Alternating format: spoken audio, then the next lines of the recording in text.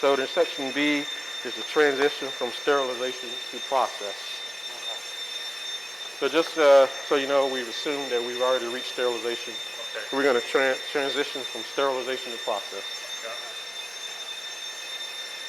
Yeah. Once you do that, once you've completed sterilization, you need to set up for process conditions. Begin slowing the flow rate of your product pump down to the process flow, which is 1. Okay. Now, I'm just going to punch in 1. Now, as I do this, what's going to happen? It's going to start pulling more, right? So I don't want that to get too, because it's set for 2 liters per minute to maintain. So I'm just going to slow that down also. It's starting to drop a little. Right. Yes, it's slowing down that pressure. So like I said, it's a balancing act. Sure. Change the set point of the preheat to match that of the process. So that would be your preheat, you guys. We can put in a dummy point or... Probably go in about 170, 175. Okay. I'll put it on 170.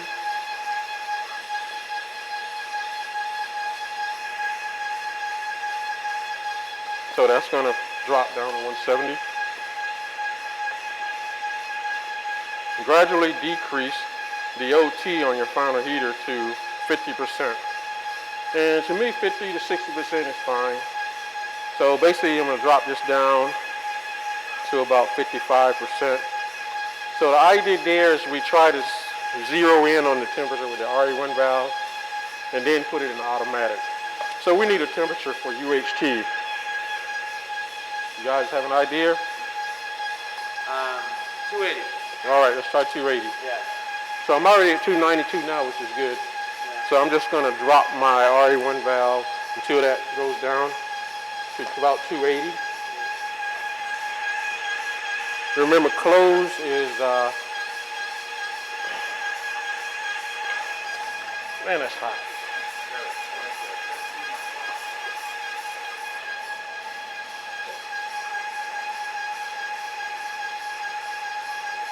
That's actually pretty good. I'll put that on 50%.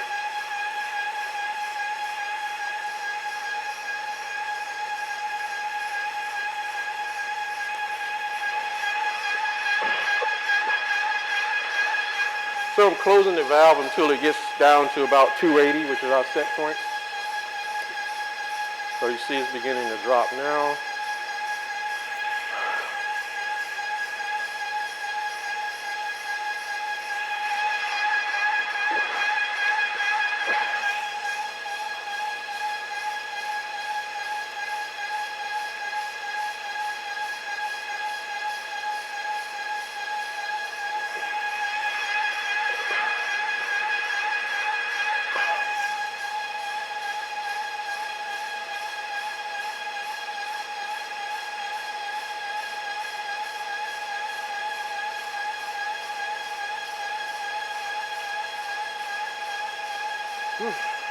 That's pretty good. Expecting that 290 to fall off, right? Yeah, I'm expecting it to fall off. We could do run temperature of 290. Yeah, we could. Yeah.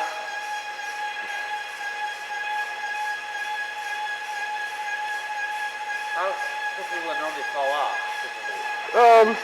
It should. I mean, using physics, that thing should fall off. I mean, I'm decreasing the steam.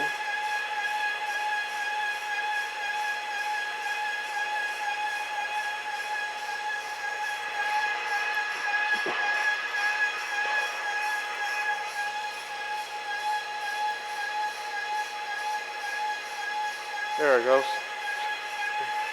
Like I said, learning your system is going to be one, learning how it behaves and whatnot. Actually, when it gets within about 5 degrees of your set point, you can probably put it in automatic. Yep. Couple more turns and that should do it. So the idea here is if it can control around 50%, that gives it a lot of leeway in order to making changes on the system. So I'll put that in auto.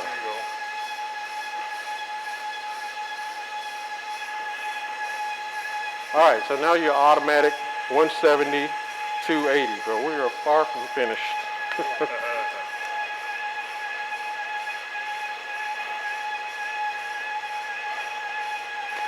Step 6, begin applying back pressure using the Mark 95 above the vac chamber. Turn it to 2/3 closed position. All right, so we're going to begin the process of removing steam from the vac chamber. Normally this is above it, but this ours is right beside it. Oh yeah, this one. So I'm going to add back pressure. When you say, how do I know you're adding back pressure? And what's the right back pressure? The answer is there isn't a right back pressure. We add back pressure, and we're going to be adjusting that Mark 95 as we go along. Now the directions say the 2/3 closed position, right? When you add back pressure to that Mark 95, you should see pressure 1 begin to increase a bit. Okay. That lets you know you are adding back pressure to the system. We just need that back pressure to keep our final heater at UHT above sterilization. When we start to release steam from this chamber, that temperature is going to drop. Okay. Now this is going to be a long process, not too long, but once you watch me do it, you'll see an idea of how we release steam from the chamber. All right, so I'm adding back pressure.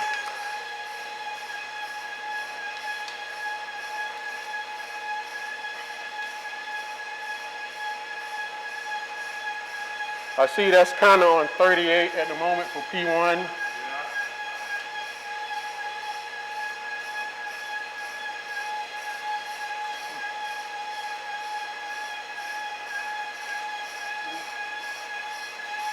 So there's no ideal back pressure. What are you shooting for? Or like? I want to shoot for about 2/3 closed, and I want to see that rise a little to let me know that there is back pressure on the system. A little, when you say a little rise, like Yeah. ties or? I'm not sure how far your system is going to rise, but I'm thinking not much.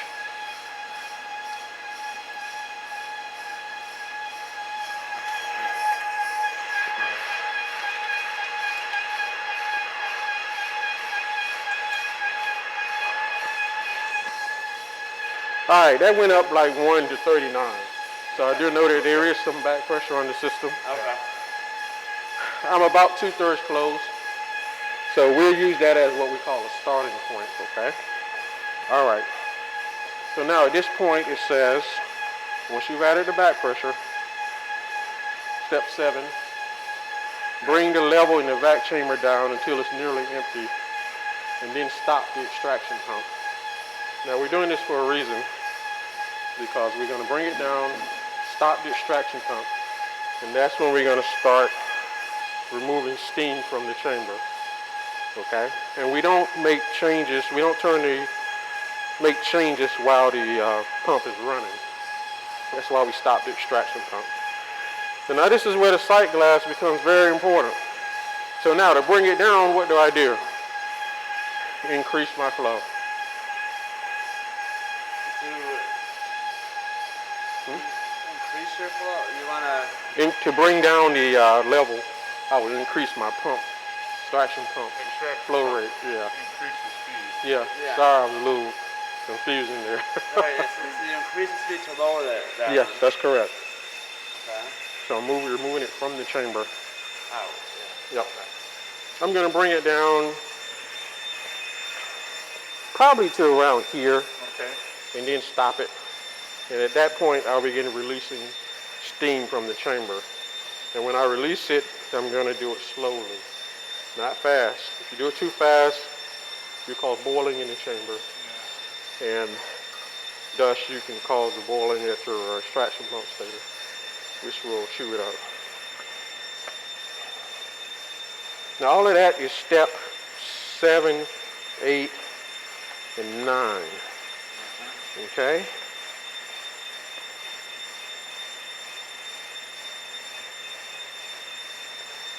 So make sure you keep an eye on that. Looks like with your chamber, you're going to have to look down and at the level it's getting down.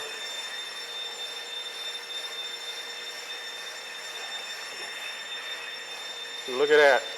Our pressure went up to 100. Don't panic. Just slowly back off a little. Okay? Okay.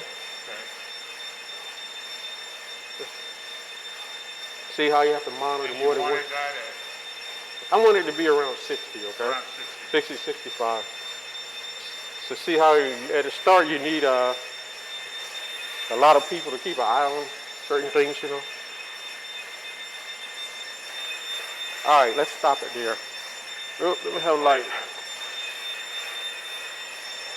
Let's, getting down close to the. Okay, so we stop the extractor.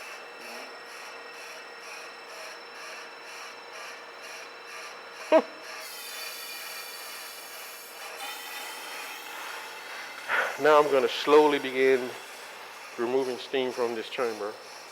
And as I do that, you notice your vac chamber's pressure will begin to decrease.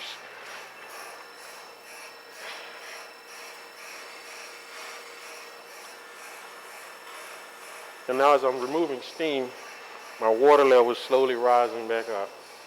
When it gets to about, I guess, at the top of the sight glass, what I'll do is I'll bring it back down again. And then I'll then start removing steam some more. Like I said, if I remove that too fast, then that's going to boil in the chamber. Yeah, you So, get a little bubble every once in a while. yeah, now violent bubbling, that's not good. Yeah. A little bubbling coming up from the middle, Yeah. that's okay. Normally you want to make a change with the valve, then let it kind of stabilize. Small change, let it stabilize, do it that way. And when you first start, it might take 4 revolutions of this, 4 or 5, You get it. to get all the steam out of the chamber, to get this to 0. So just, I just want you to be slow and deliberate so that you get the feel of what you're doing. And then you might be able to do it in 3. But just, Okay. Okay, so you're just taking all the pressure out. that's what I'm doing.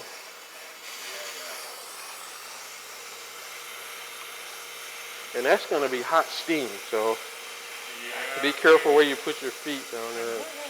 All right. All right, you see that bubbling? Yeah. So I'm just going to let that settle down a bit. If it's too much, then all you do is close the valve a little like such. Okay. Yeah.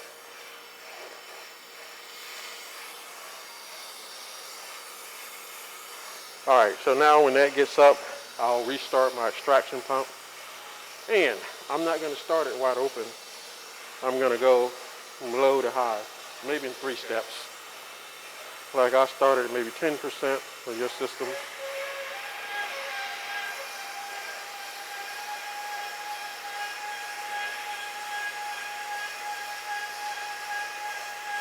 And let's go to 30.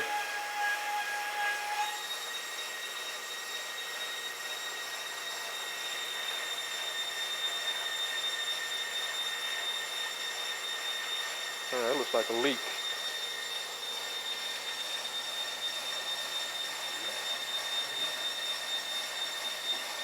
That wasn't on tight.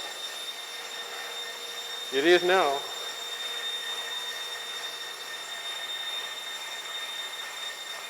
Then I go to 50. And with the extraction pump, you're going slow. What's the reason behind that? Because when you first start off, you got so a lot of steam in the chamber. So if you go too fast, you're going to damage your extraction pump. Oh, okay. You might stuff some cleaner then? With it? Or...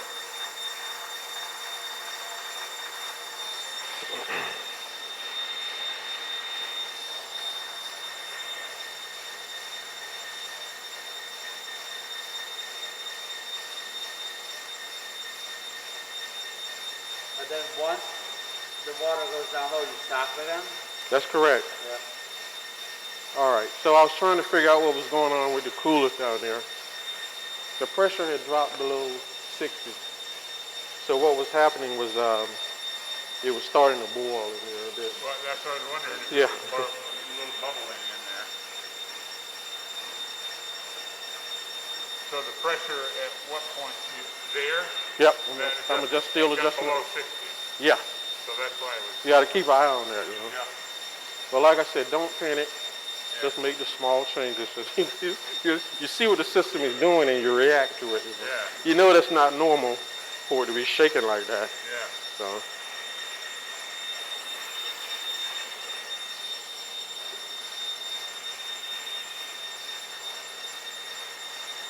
Oh man. Oh, my 59-year-old brain can wrap itself around all this. Yeah, you can. Just need a little practice, that's all. Yeah. Only 59? Jeez. I got it. Only 69. We can keep working with us for another 20, 30 years. Probably could.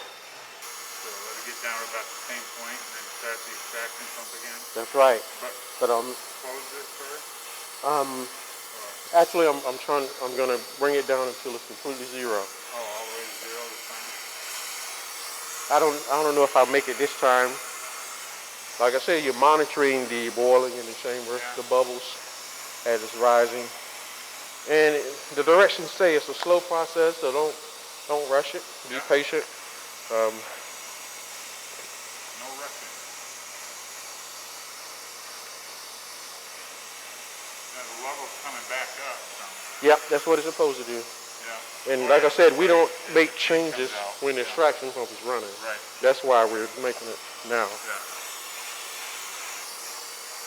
So you got to get it to zero before you start the Back pump. Yep. A question now, for you who've done this a lot of times, right? Yeah. How long does it take you to sterilize and get your product running? To sterilize and get the processing. Yeah, get the process in and start running milk. All right. Sterilization. It can take about an hour and a half to 2 hours. Yeah. Because if you're starting from a cold system, you have to heat it up. Yeah. Then when you reach sterilization, that's another 40 minutes. Okay? Yeah. Change over to processing, that should take about 15, 20 minutes, if you know what you're doing. yeah. So, It's about 3 hours. yep, to get that sounds about it right. up. So you want to make sure you got a few things lined up to run through. Yeah. Or a bunch of them. So when we start a steam injection, somebody may come in early, 7 o'clock, get things Now, started what up. about pasteurization? That's all right. What am I saying? Not direct and indirect. Oh, you're doing indirect. I'm Indirect, sorry. that's a lot quicker. Yeah. Not that, yeah. I'm starting with the harder one first for you guys. Yeah.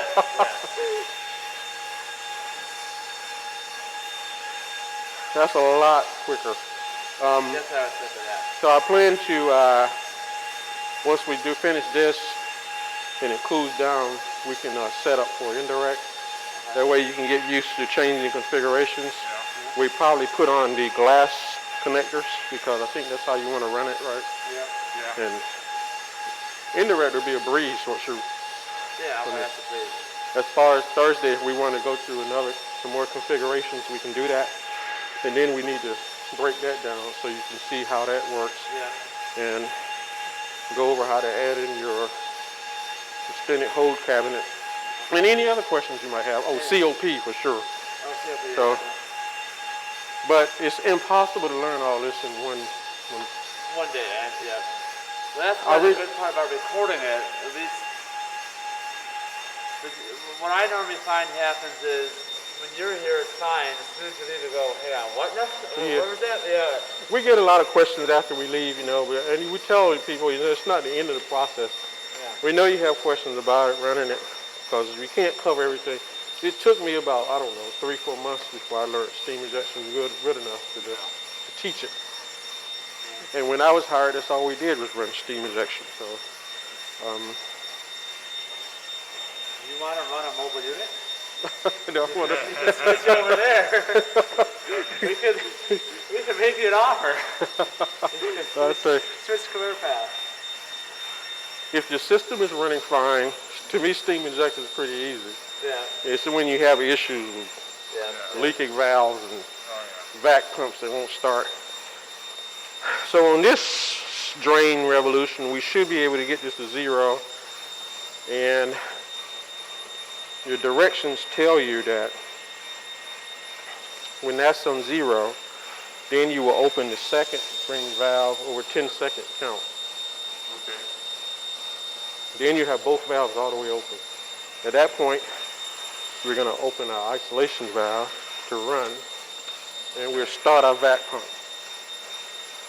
And it's going to start drawing the rest of the steam start out. up with The vac pump. the vac pump. Yeah. And what vacuum does it pull to? Is there a gauge on it? Or? This will be the gauge. Yeah. So, that's okay. Oh, that's the yeah. gauge, yeah. How much of a vacuum does it normally pull? Depends on your preheat, of course. So if you're trying to get it down to, say, 175 from 180, I would say it might pull about 15, 20 inches of mercury. If you have a higher preheat, it might take more than that. And the vac pump can pull too much amps, and then that'll throw an error message. So just be wary of that. How many amps? Yeah, the harder it works, the more it pulls in terms of power. Yeah. And there's an amp cutoff in this side of this chamber here. So, but normally you shouldn't have an issue.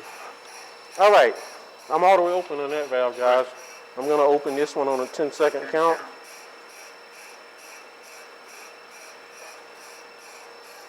Now I'm gonna open my isolation valve.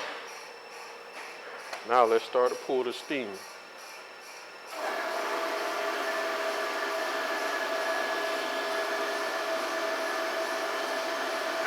Which one? Vac pump. Started the vac pump. So that's the vac pump. Okay. Yep. So now you close those valves? No, not yet, but you're on the right track. Okay.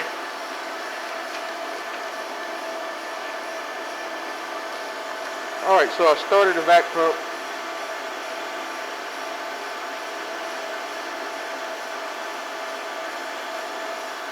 That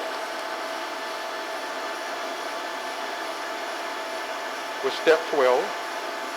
Step 13, begin drawing a vacuum at the vac chamber. That's going to be the next step after you start this. So what we're going to do is we're going to let this drop down again.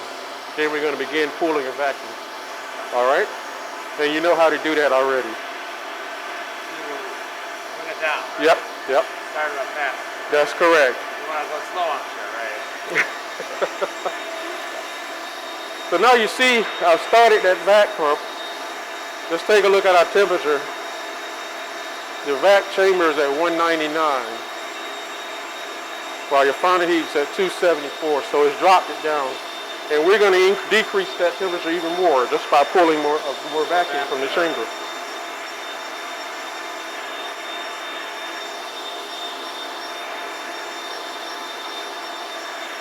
Did you hear that chugging sound? Chug, chug, chug, chug. So I noticed that my final heat is bopping up and down. That's either an indicator that it needs more steam or a little more back pressure. I'm going to go with the steam first. So I'll make a small change and then I'll monitor what's going on. I can pull up a drill down that's showing me how unstable it is, that orange line. So I want that to be a little more stable.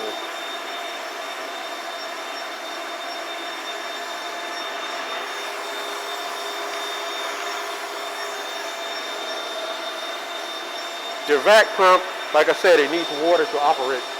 So the water be going into the vein. It spins the water, that's what causes the sealing action, and then it pushes the water out. So it's going to constantly drain over there, guys. When we started the vac pump, all this crap came out. That may have been part of the issue with it.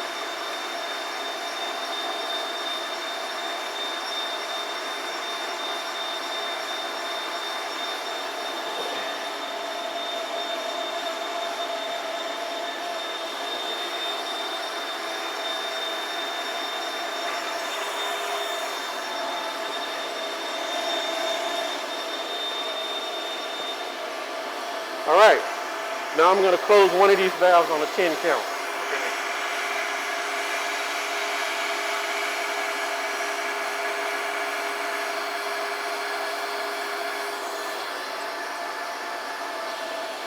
Okay?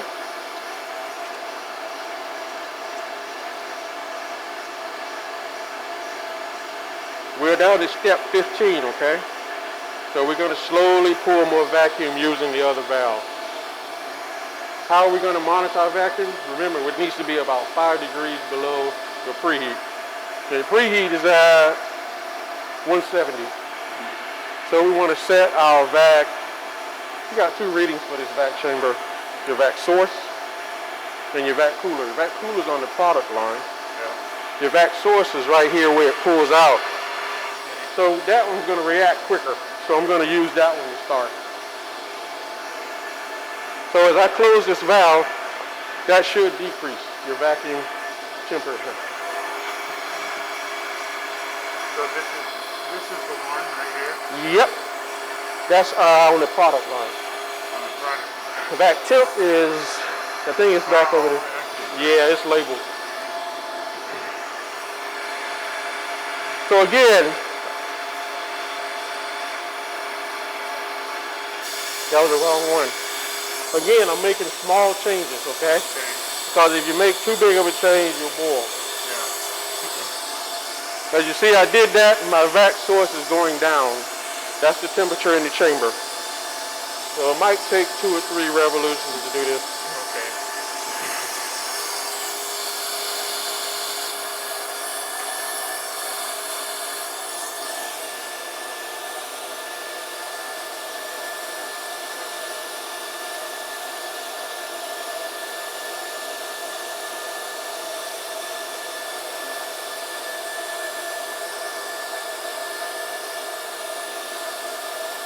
So they both should be about the same. However, the vac source is going to react quicker to your changes.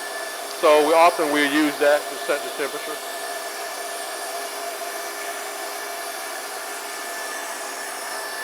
So this is coming up. Yeah, it is. And when it gets too high, I'm going to start the extraction pump again. Okay. Let it get down, and then I'll finish adding vacuum.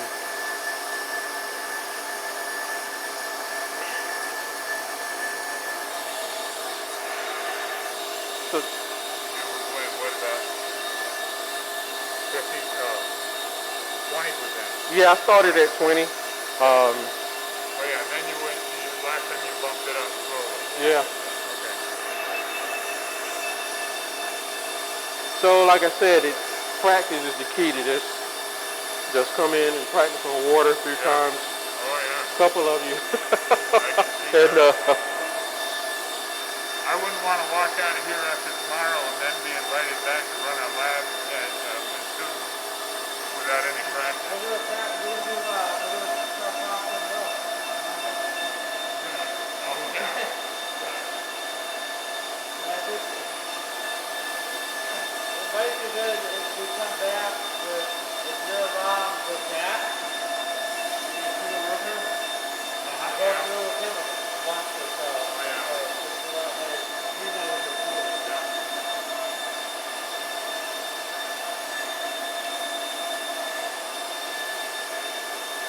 So you're opening that up a little less back pressure. yeah, I'm trying to stabilize our temperature.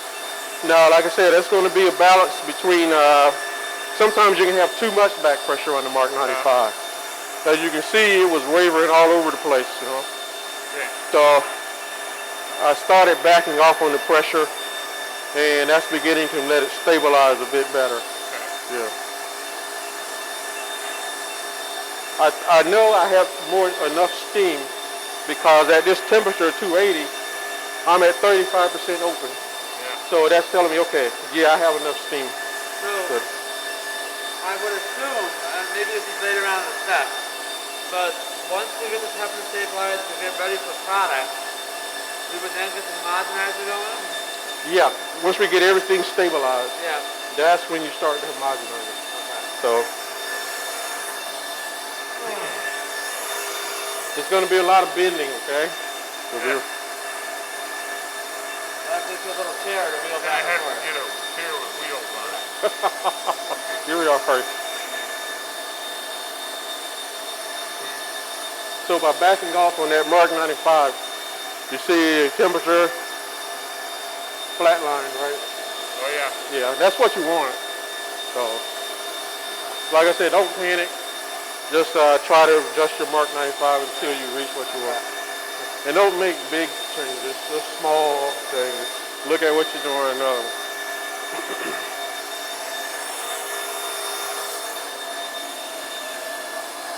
All right, so now back on my LED screen, I'm gonna try to go down to 165. That might cause a lot of back pressure on you. Let's see.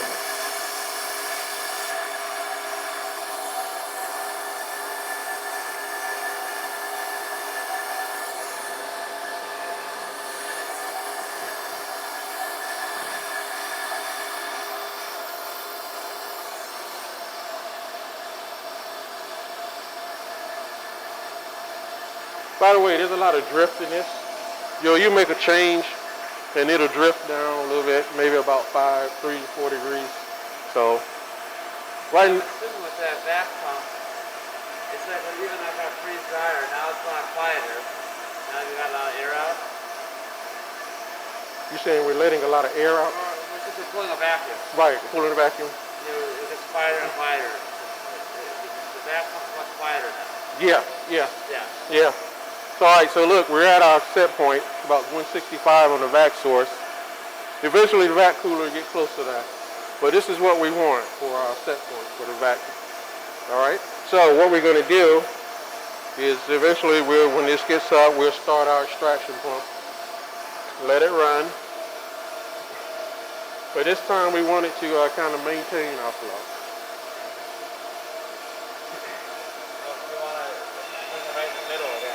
Yep. Probably about, is that 1.5 liters again or something like that? Yeah, hopefully it'll be pulling out about 1 liter, the same that's going in. Okay. Yep. So about, okay.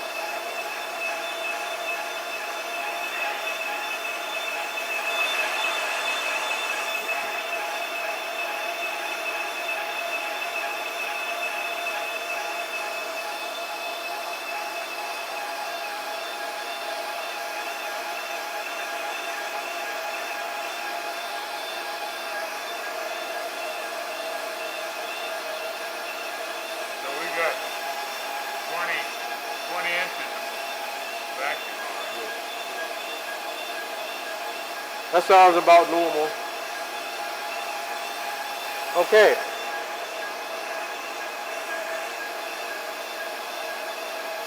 I'm just giving it a little more back pressure. Okay. It's constant adjustment, okay? Yeah. So just be ready for that, you know. Yeah.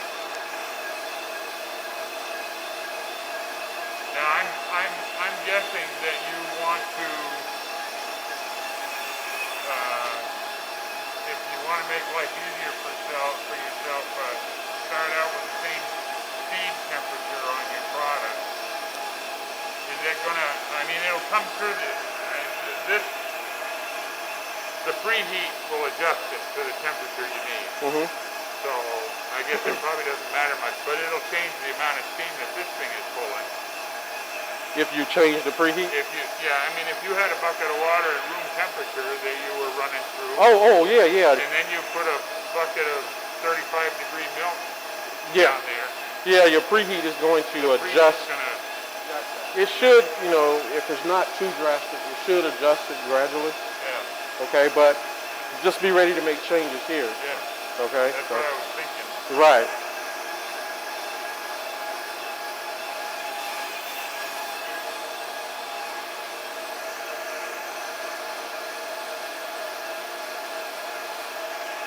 Okay, where are we? It says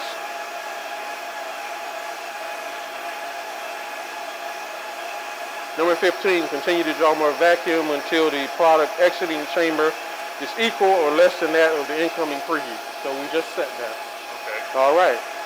Number 16, gradually open the internal product cooler to begin cooling the product line. Now we do ours gradually because of our system. It takes a while for it to actually with heat exchange. It sends it too much hot water back to the system. It'll overload it, but yours might not be the same way, but I do suggest you gradually open it. So it says gradually open your coolers. Repeat this until the product temperature is below 130 at which point you can open it fully. But like I said, that applies to our system. I don't know about yours. It's probably a lot better than our system. So I'm going to start opening the coolers. We actually have both coolers in line. I think you only need one for your process to get down to. Yeah, let's try cooler one. Oh, it's cooler one. Yeah, so.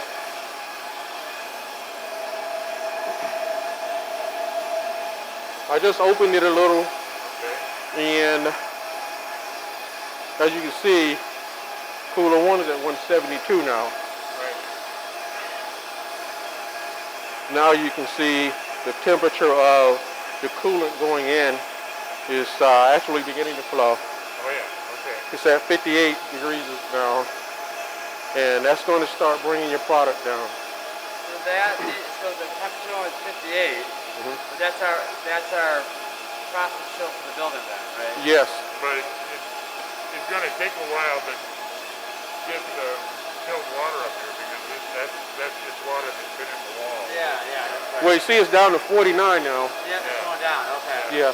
So as I open that valve, it begin to flow, and it's getting colder. Yeah. That's pretty good. So I'm going to open it a little more.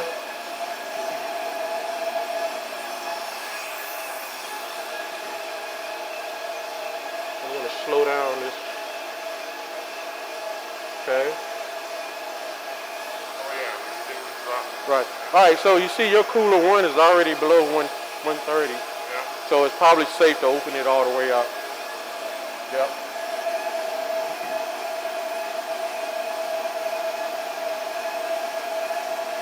And it's going to continue to come down as we finally get the water from the chiller. And then are we going to do you take the cooler too? We can. I mean, it depends on how cool you want it.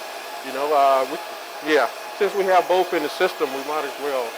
Yeah. Now, normally when we run steam injection, we just have the vac chamber is cooler one, of course, and then we just have one cooler. But this just gives you more cooling capacity. Running just one right now will tell you whether you can get it down there with what you want. That's right. Yeah. So it's already got you down to 74. And it's 45 degrees going in. So it's still not down to chill. How cold do you want your sample? How cold do you want to get it? Well, if we were doing a chocolate milk lab, I'd like it under 40. Under 40, okay. 40? Yeah. Yeah. Well, I don't know the temperature of your cooler. Right, if you believe this, it says it's 45, 44. Well, hopefully it's going to be a lot colder than that. Yeah, it should. Okay, we probably should open up the second cooler too. Yeah, and that's a lot of rotation there, so.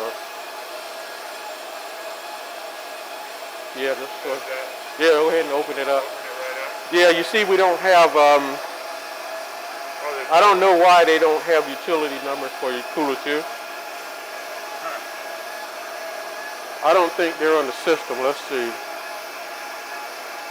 Yeah, your coolant return to supply is only on cooler one. But it's the same coolant that's going to cooler two. Yeah. Now, it's not up here, but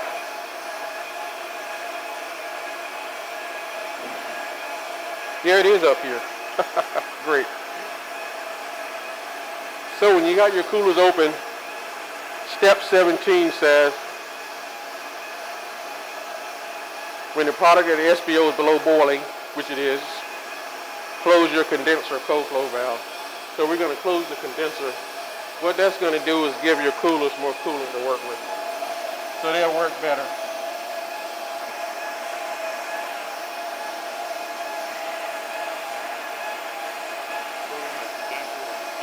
Condenser. Because the steam's going to the vacuum pump now. Yep. Or the vapor. Right. All right, so eventually your SBO is going to drop down to whatever your coolers are.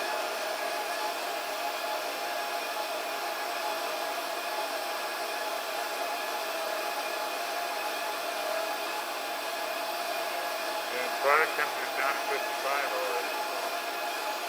but still at 45.1 on the still I'll water. have to ask Ryan what the set is. We never actually used process flow before, so we might have it set high. Okay. I'll ask him in the basic if you control that. Yeah. All right. So cooler 2 is at 53. Cooler 1 is at 55. And I'm not sure if that's stable or not. That's cooler 2. Yeah. Looks like it's beginning to stabilize. And Cooler it's 1. hanging right at 45 degrees going in. Yeah. So, I'll ask what the adjustment down there. All right, so step 18. It says fill the valve body of back pressure valve 1 to see if it's cool to the touch. Now it doesn't have to be cool, but you don't want it hot enough so you snatch your hand away. So and BCV is this. yeah, so remember we're going to switch from back pressure valve 2 to back pressure valve 1. But back pressure valve, yeah, you can use that also, right? It might take a little longer to cool down this hunk of stainless steel though than this. Yeah, it's quite a hump. All right. But that's cold. But it works better when it's cool, okay? If it's too hot, Yeah. that's not good at all. Let it cool off. Right. That's starting to come down. Yeah, it's starting to come down. That's because we have both coolers on. And you don't want to operate that when it's too hot, you know. I've had one burst on me. So that's not fun. The coolant is bouncing back and forth between 45.1 and 44.9, so Huh? that must work. That was me and you when it burst, right? Yeah, it was a different one, but for some reason Dex has broken 2 of those at times. I don't know why. Anyway, if this breaks, there's a diaphragm kit that we can change. It uses the diaphragm that breaks. And you just screw that off and put the new diaphragm in. So it looks like your cooler 2 is down to 48 now, which is great. At least it's in the 40s range. Yeah. Eventually your SPO will get there too. All right. Now to change back pressure, all it says is begin applying back pressure using that valve. When you observe a change in back pressure, slowly back off on this one. Then you come back to that one and add more back pressure. Then you continue until the back pressure is completely off there. Yeah. So I'll demonstrate it once. Sure. It's pretty easy, a lot easier than what it's. So I'm looking at pressure 2 for this. Even though pressure 2 or 3 will work. I'm looking at pressure 3. Let's see pressure. So I'm going to add pressure here. Yeah, I'm going to let it move up to maybe 64, 65. Yeah. And Then I'm going to come down here and back off a little. Okay. And you know, each system is different, so I don't know how this one's going to behave, but we'll see.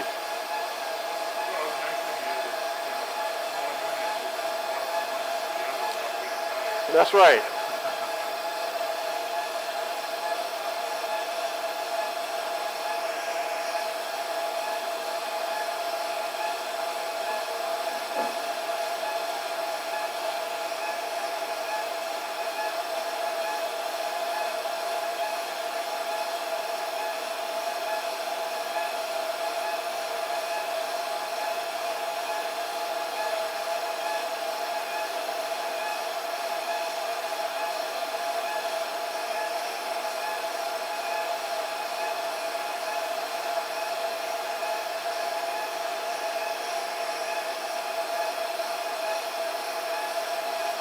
Finally. So it took quite a bit of cranking to get yours to come up. So now I'm just going to back off a little here. So you took it up to 64 and a half? Yeah, and it doesn't matter. I just took it up until it started to move up. Okay. And it looks like I was able to switch everything in one turn, man. So now I've completely backed off here. Oh, okay. So that's controlling my pressure now. All right. Easy enough, right? Yeah. On some systems you gotta back. But yours is tuned just right, you know. Hey. That is, I was gonna say, does that get closed or something? Which one? The steam valve? Oh no. So at that set point, it should be maintaining about 165. Okay. That's actually 161. And if you look at it, you're like, okay, that's a little too cool. Then what do? You open that up a little, right? Open it up. Okay. And it's okay to make small changes at this point. So I opened it up a little, went up to 164, right? 165. Okay. But that stays that way during the whole time. Okay. 18, 19. At this point, you should be near your process conditions. Yep. Achieve steady state before moving on. So we're at 170, 1 liter per minute, 280 on final heat. Cooler 1 is 54, cooler 2 is 47. SPO is 53. For some reason, it means it's heating up a little as it goes to the SPO. But it's stable, right? What's our back pressure? 64, 66, so that's good.